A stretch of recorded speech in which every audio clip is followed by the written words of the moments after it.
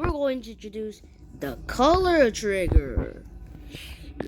This is used for changing the colors of objects like these or these.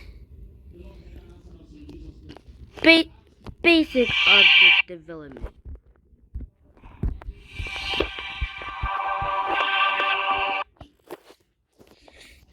So let's just teach you all about it. The color trigger is the most simplest of all the triggers. All you gotta do with the color trigger is basically for color.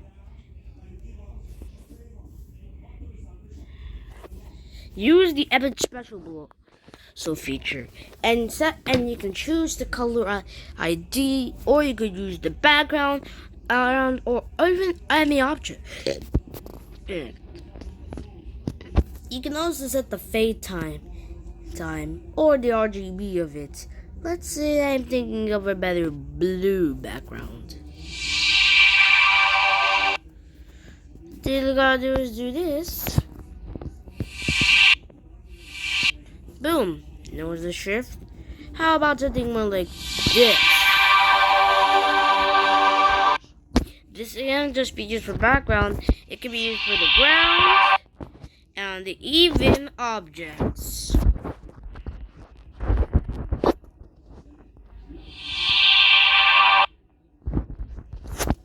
Including objects like this. Well, not really necessarily objects like this. If it doesn't work on objects, just set it to the same color channel it has. Let's see if it was 12, and I set this to like 1.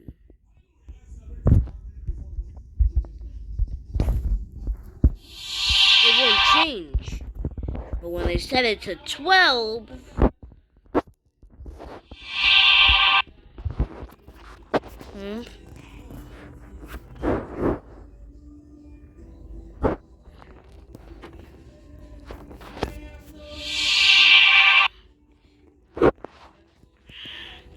so like this, you'll pretty much start seeing the noticeable difference. But it won't work on every block though. It only works on certain ones, like spikes. But even then, it's pretty limited to just its outline. You can change this with primary or secondary. You can make things like this.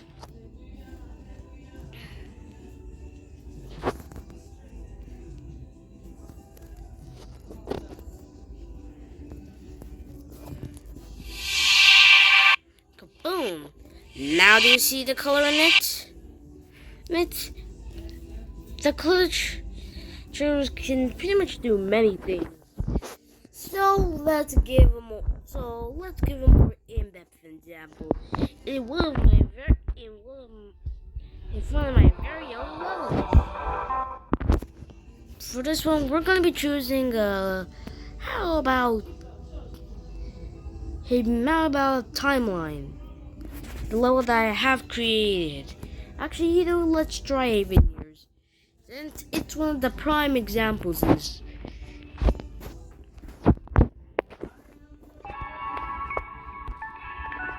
Now, let's say if we were, how about this? We set the color trigger. And pretty much all we gotta do is make all of these objects the color ID of one primary and secondary. Kaboom! Now do you see the red? It doesn't work on colored objects, primarily the orbs and pads, but it does work on stuff like saws, spikes, and mostly hazards.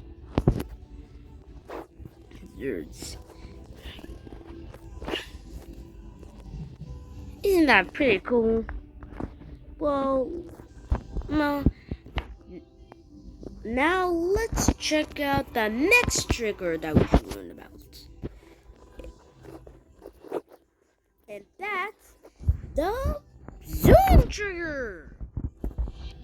The zoom trigger just shrinks or increases the size. Here's an example. See how bigger the objects are? That's because the screen is more zoomed in.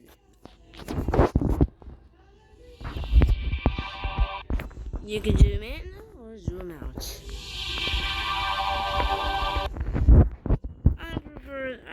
I primarily just use this. The number triggers, you can set this random hot bit inward.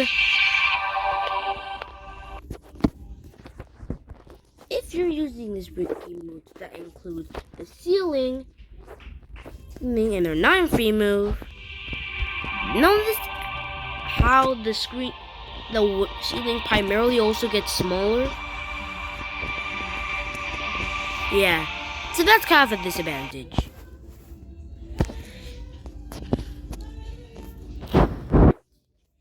You can also do stuff like booms, like we could.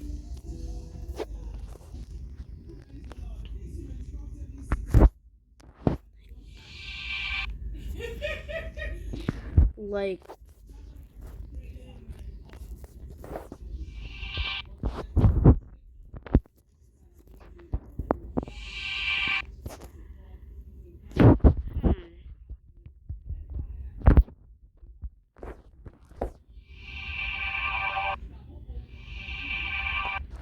or more stuff like maybe this.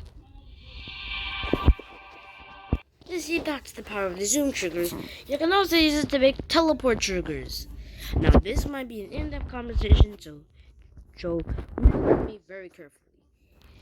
Make sure that your game mode is not in free mode. Make sure to put like a zoom trigger and that is set to exactly 3. And then make another one that is set to 1. Make it maybe like a few of this. It usually works sometimes. But then you can basically just get yourself your own teleport trigger. Let's just say we don't even have teleport portals yet.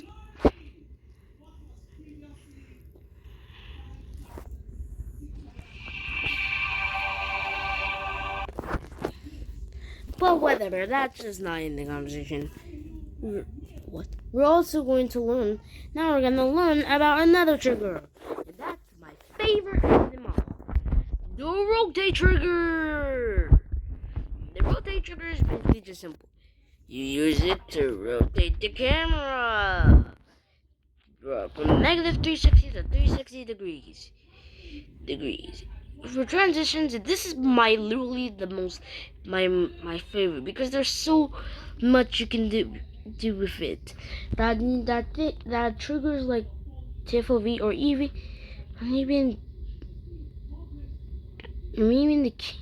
the zoom trigger can't do. With it, you can basically change the camera rotation to a certain angle. Any angle. Even if it's not precise, like 92. I have a slant here. How about this? I have a slant. You can use it to make illusions and all that stuff. It's literally my favorite trigger because this paves the way for so many special features. It's crazy.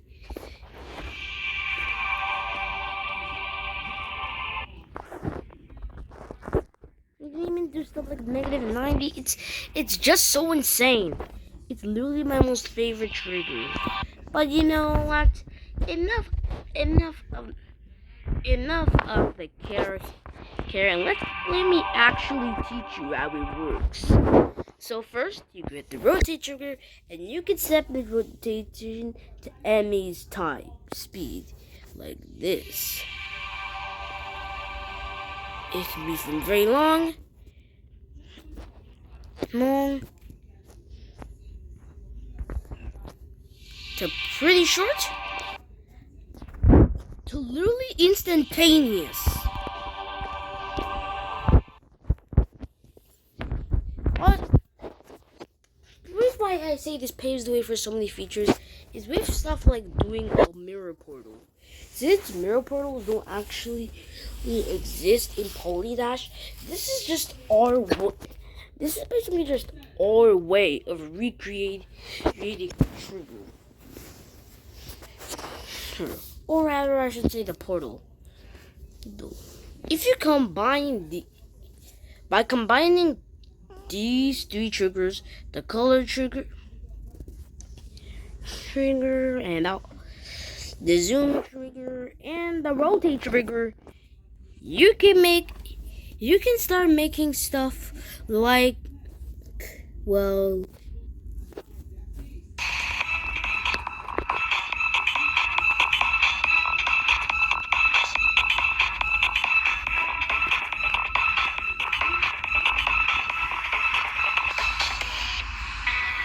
basically that. Well, now it's time. Well, now that we've got all that set out, now we can start learning about the final and last trigger. And that's literally the FOV trigger. This is literally my least favorite one because it has the smallest use. I'm pretty sure I don't even care about this one. It pretty much specializes with the orthographic and 3D cameras, basically allowing you to make stuff like this.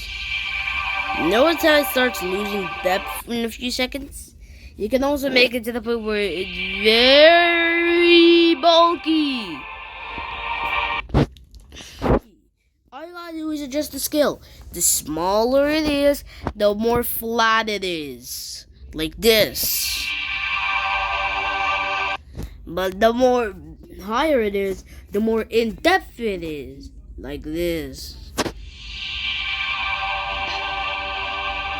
And you can even add transitions, like ease and out. I'm pretty sure this will be more noticeable.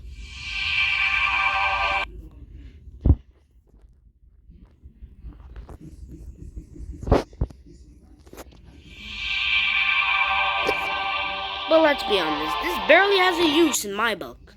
Unless you're kind of making like one-to-one recreations or like little designs and stuff. Or just for the 8-bit feel and stuff. Then it's kind of useful. But if we're talking about just normal making levels, then it pretty much serves no purpose. Keep in mind, out of all the levels that I have made, no public release level that I have made has actually used this trigger. We have used every single trigger except for the